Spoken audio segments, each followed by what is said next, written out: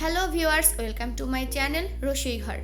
আজ আমি আপনাদের সঙ্গে শেয়ার করব খুবই সহজ একটি রেসিপি, এগ ফ্রাই।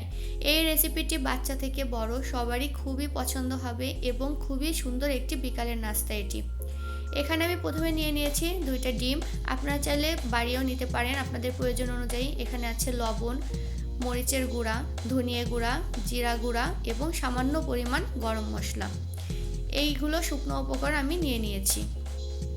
এবার ডিমের মাঝে আমি দিয়ে দিব এই গুঁড়া উপকরণগুলো। এবার এটাকে একটু সময় নিয়ে খুব ভালোভাবে ফেটিয়ে নিতে হবে, যাতে করে এই গুঁড়া মশলাগুলো ডিমের সঙ্গে খুব ভালোভাবে মিশে যায়। এবার আমি নিয়ে নিয়েছি একটি প্যান এবং তাতে সামান্য পরিমাণ দিয়ে দিয়েছি তেল। এবার ডিমটাকে আমি ভেজে নিব। এভাবে ডিমটাকে আপনারা ভেজে নেবেন। এবার চুলা থেকে নামিয়ে আমি ডিমটাকে কেটে নিচ্ছি। আপনারা আপনাদের পছন্দ অনুযায়ী যে কোনো শেপ দিতে পারবেন। আমি আমার পছন্দ অনুযায়ী এই শেপটা দিচ্ছি। আপনারা যদি ডিম একটু বেশি পরিমাণে নেন তাহলে আপনাদের এই ডিম ভাজার পরে পুরুত্বটা একটু মোটা হবে।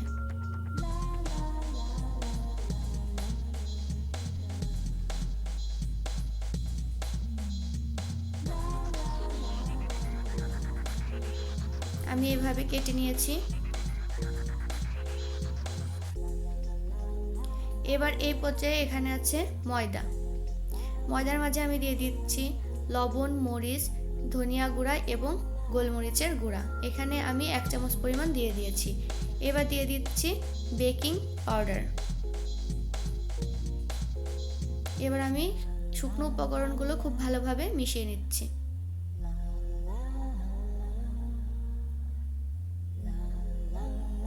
এখানে আমি 1 কাপ থেকে একটু বেশি পরিমাণ ময়দা ব্যবহার করেছি।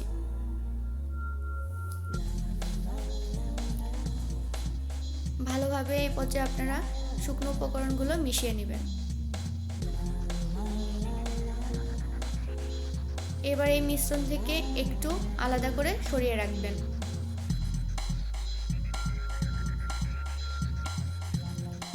আলাদা করে সরিয়ে রাখা অংশটুকুর মাঝে আমি দিয়ে দিচ্ছি একটু একটু করে জল এবং এখানে আমি একটি মসৃণ গোলা তৈরি করব।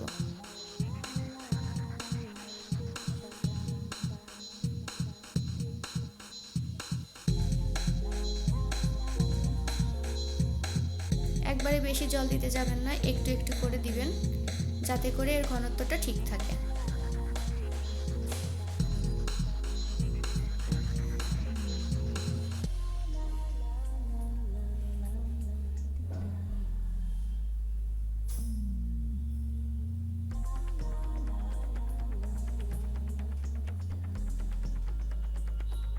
আমার ভিডিও যদি আপনাদের ভালো লেগে থাকে তাহলে আমার চ্যানেলকে অবশ্যই সাবস্ক্রাইব করবেন এবং পাশে থাকা বেল আইকনটি প্রেস করবেন। ধন্যবাদ।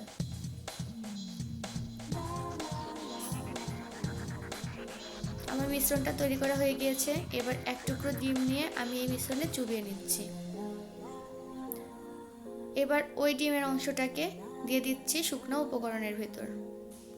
এভাবে আস্তে আস্তে ডিমে বাদবাকি উপকরণগুলো মিশিয়ে নেবেন। আমি এই কাজটি আবার রিপিট করছি।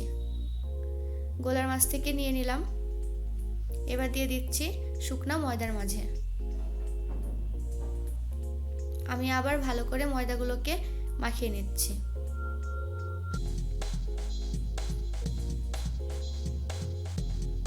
এবার একটি কড়াই নিয়ে নিয়েছি এবং কড়াইতে তেল গরম হতে দিয়ে দিয়েছি। তেল গরম হলে আমি দিয়ে দিচ্ছি আমার রেডি করে রাখা ডিমের অংশটি।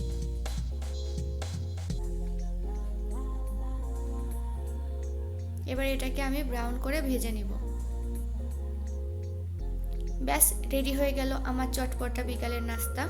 এই রেসিপিটি খুবই সহজ এবং বাচ্চা থেকে বড় সবারই অত্যন্ত পছন্দ হবে।